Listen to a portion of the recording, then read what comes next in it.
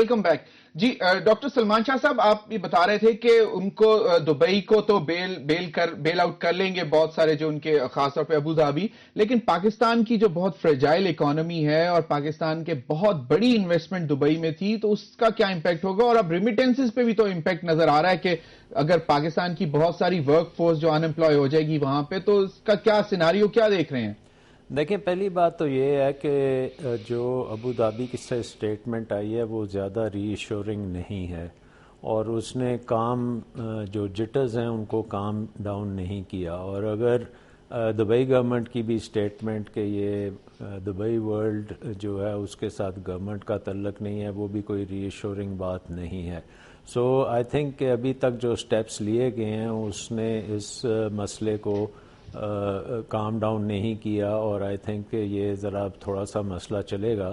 اور آلریڈی آپ دیکھ رہے ہیں کہ اسٹاک مارکیٹ میں 10 سے 15% کا ڈراپ ہے، اور اب آگے چل کے دیکھنا پڑے گا کہ اور کتنا ڈراپ آتا ہے. اور اس کے بعد جو ریئل اسٹیٹ کی جو ویلیوز ہیں دبئی میں وہ کتنی ایروڈ ہوتی ہیں، اور اس کے ساتھ یہ جو بینکس ہیں، برٹش بینکس اور دوسرے بینکس جو ہیں، ان کے اوپر کتنا ہیئر کٹ ان کو لینا پڑتا ہے. تو یہ ابھی آئی تھنک بگننگ ہے کرائسس کی، it's not the end of the crisis.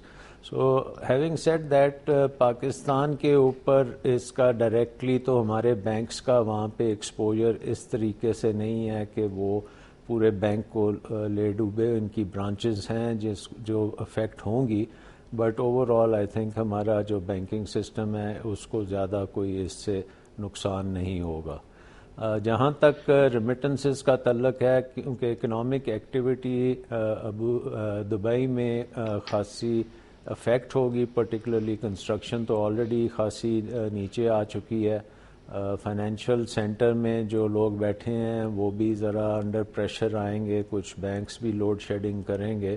تو آئی تھنک کہ پروفیشنلز جو وہاں دبئی میں ہیں ان کے اوپر تھوڑا بہت پریشر آئے گا، اور ان میں پاکستانیز بھی ہیں ڈیفینیٹلی، تو وہ امپیکٹ آئے گا. اور ریمیٹنسز میں ہو سکتا ہے کہ تھوڑا سا پہلے انکریز آئے اور پھر اس کے بعد ڈکریز آئے. جہاں تک پاکستانی ایکسپورٹس کا تعلق ہے تو یہ کوئی اتنی بڑی پاکستان کی مارکیٹ نہیں تھی ان ٹرمز آف ایکسپورٹ، لیکن یہاں سے جو ایکسپورٹ دبئی وغیرہ ہوتی تھی وہ آگے سے ری ایکسپورٹ بھی وہاں سے ہوتی تھی. تو سو آئی ڈونٹ ایکسپیکٹ کہ اس میں زیادہ امپیکٹ آئے گا. جہاں تک فارن انویسٹمنٹ کا تعلق ہے، آئی تھنک اس میں اب یہ پوری ریجن میں جو فارن انویسٹمنٹ پاکستان کی طرف آ رہی تھی ان کی ذرا تھوڑی سی اٹینشن ڈائیورٹ ہوگی کہ یہ دبئی کو کس حد تک سپورٹ کرنے کے لیے کیا ریسورسز ان کو کرنی پڑیں، اور وہ امپیکٹ پاکستان پہ آئے گا. اور دوسرا امپیکٹ یہ ہے کہ جو سپریڈز اب دبئی کے بانڈز کے اوپر سپریڈز انکریز کر رہے ہیں، اور اس کے ساتھ ساتھ باقی جو اس ایریا کی کنٹریز ہیں ان کے بھی سپریڈ انکریز کر رہے ہیں.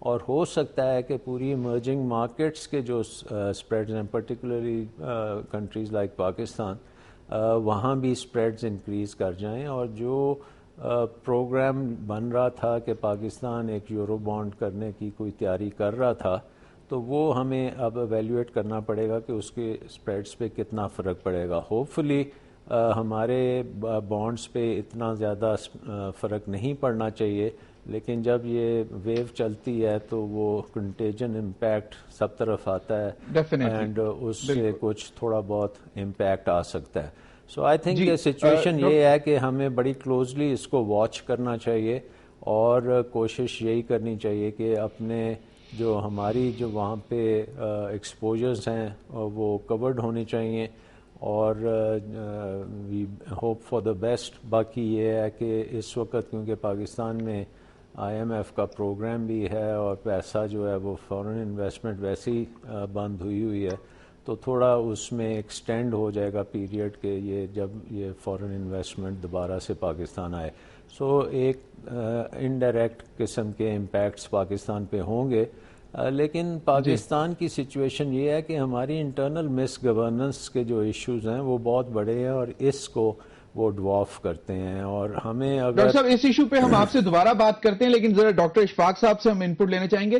ڈاکٹر صاحب ایک بہت بڑا جو کرٹیسزم آ رہا ہے وہ یہ کہہ رہے ہیں کہ اسپیکولیشنز اور اسپیکولیٹرز نے یہ ببل بنایا تھا دبئی میں، خاص طور پہ ریئل اسٹیٹ کے اوپر بیس کیا اس ببل کو، اکنامی ببل، اور یہ اسپیکولیٹ ریئل اس میں کوئی چیز فنڈامنٹلز نہیں تھے. تو اس پہ آپ کا کیا خیال ہے؟ تو اگر یہ سچویشن اگر اسی طرح رہی، جن بینکس نے وہاں پہ ان کو پلیج کیا ہوا ہے، اور سننے میں یہ بھی آ رہا ہے کہ کوئی بڑا ریئل اسٹیٹ پلیئر اگر بینکرپسی اناؤنس کرتا ہے تو اس کی وجہ سے فائنینشیل سیکٹر بھی کافی ڈسٹرب ہوگا، تو اس پہ اس حالات میں کیا سینیریو کیا بنتا ہے خاص طور پہ پاکستان کے لیے؟ دیکھیے بات یہ ہے کہ اگر آپ دبئی کی اکانومی کو دیکھیں تو بیسیکلی یہ سروسز سیکٹر لیڈ اکانومی تھی اور کنسٹرکشن کی وجہ سے.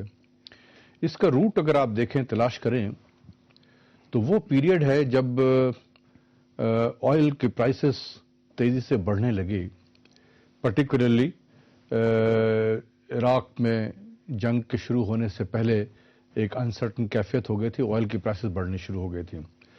تو جب یہ آئل کی پرائسز بڑھتے گئیں تو جتنے بھی آئل پروڈیوسنگ کنٹریز ہیں، پورا ریونیو دنیا کا ایک طرف سمٹ کے آنا شروع ہو گیا یہاں پر.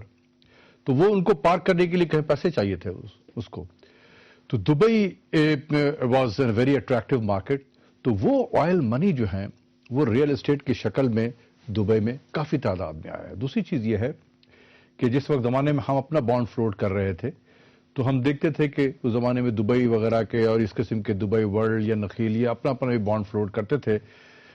تو ان کی جو دبئی کی اپنی جو کریڈٹ ریٹنگ تھی وہ ایک اے ریٹڈ کنٹری تھے یہ، اور ان کو لائبر پلس 40-30 بیسس پوائنٹ پہ ان کو مل جاتا تھا.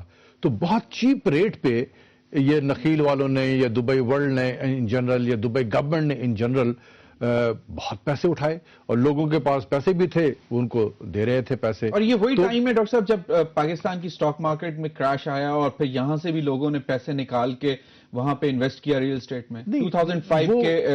یہ تو 2003 آنورڈ جو ہے وہاں پر یہ شروع ہو گیا تھا بہت زیادہ.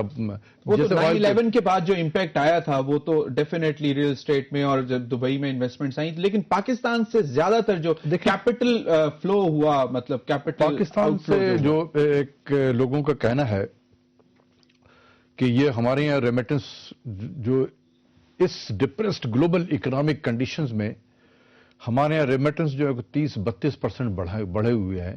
تو اس کی وجہ کیا ہے؟ 9/11 نہیں، ناٹ 9/11. ابھی جو ہے یہ یعنی پچھلے 1-2 سالوں میں جب گلوبل اکنامک سلو ڈاؤن ہو گئی ہے، اتنا گلوبل اکنامک بالکل کریش ہو گیا ہے، اس کے باوجود ہمارے یہاں ریمیٹنس کم ہونے کے بجائے، سلو ڈاؤن ہونے کے بجائے اس میں اور تیزی آ گئی ہے. تو یہ ایک پزل ہے جو میں نے بہت کوشش کی تلاش کرنے کے. لیکن یہ کوئی وجہ یہ تو نہیں تھی کہ پہلے فارمل سیکٹر کے ذریعے نہیں آتا تھا ریمیٹنس، اور اب زیادہ زور ہے، لوگ ڈرے ہوئے ہیں کہ اگر ہنڈی یا وہ چیزیں ختم ہو گئی اس وجہ سے تو نہیں. میں دیکھیں almost every month I visit Dubai for different reason, اور آج تک مجھے کوئی ٹیکسی ڈرائیور جس ٹیکسی میں میں بیٹھا ہوں اس نے کہا ہے کہ جی وہ فارمل چینل سے پیسے بھیج رہا ہے. ہمیشہ آج سے اگر میں پچھلے 10 سالوں کو اگر دیکھ لوں، 10 سال میں I am yet to find any taxi driver, Pakistani taxi driver جو پیسہ بینکوں کے ذریعے سے بھیج رہا ہے. ان کا ایک سسٹم بنا ہوا ہے، they have faith on the system, وہ بھیج رہے ہیں. ہم اپنی کوشش کر رہے ہیں، میں یہ نہیں کہتا ہوں کہ ہماری کوشش، ہماری بینکنگ سسٹم میں کوششیں نہیں ہوئی ہیں، بالکل ہوئی ہیں اور اس کا بھی امپیکٹ ہے، لیکن اتنا زیادہ نہیں ہے. ابھی بھی بہت پیسہ ہمارا انفارم ہنڈی کے ذریعے سے پیسہ آتا ہے. تو یہ اتنا چیپ منی، چیپ کریڈٹ جو اویلیبل ہوا دبئی کو، دیکھیں نا لائبر پلس 30-40 بیسس پوائنٹ پہ، یہ تقریباً لائبر بھی اس زمانے میں 2.5-3% ہوتا تھا. تو 2.5-3.5% میں پیسے مل رہے ہیں اور پیسے بھی بہت اویلیبل ہیں. تو اسی کے وجہ سے ایک بوم آیا ہے کنسٹرکشن میں. اور ایک جو دبئی کی غلطی میں کہوں گا کہ جب چیزیں ایک بہتر ایک طرف جا رہی ہو نا، کہتے ہیں نا when the going is good nobody looks back کہ جی ہو کیا رہا ہے. تو ابو دھابی جو ہے اس پہ ہم اسی پوائنٹ پہ دوبارہ بات کریں گے. ابھی ہمیں جانا ہے ایک بریک پہ. ناظرین، time for a break, stay with us.